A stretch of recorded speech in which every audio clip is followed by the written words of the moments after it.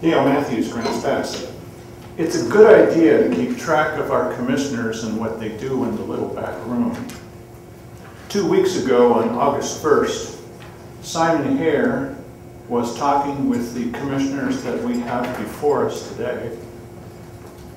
And he said, "Well, about this voters pamphlet, what's your opinion about the voters pamphlet versus a flyer?"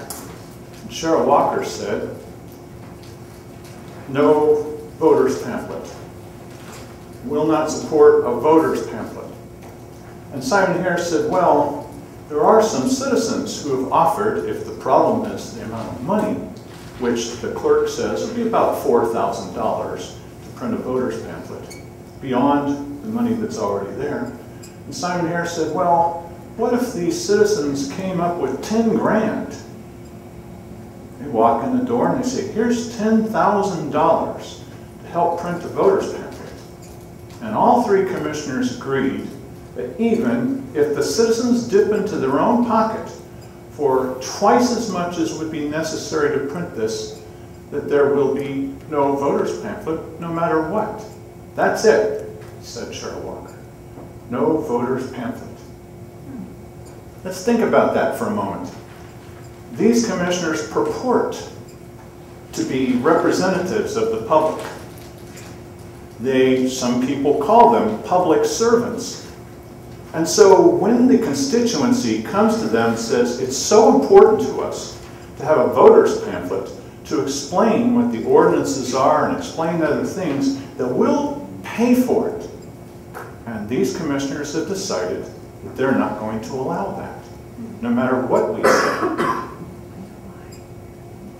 I wonder why.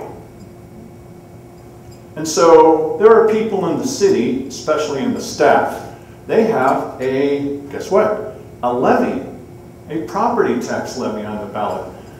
A number of those people, they don't want a voters pamphlet.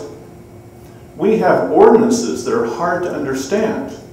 Well, this government does not want a voters pamphlet, and even if we offer to pay for it, they will not allow us to do so. So you need to ask yourself, what kind of public servants are these? Even if we ask them and beg them to do so, they're going to tell us no, really. So to whom are they listening? Maybe the majority? No, apparently not the majority that voted the way that they did in the last election.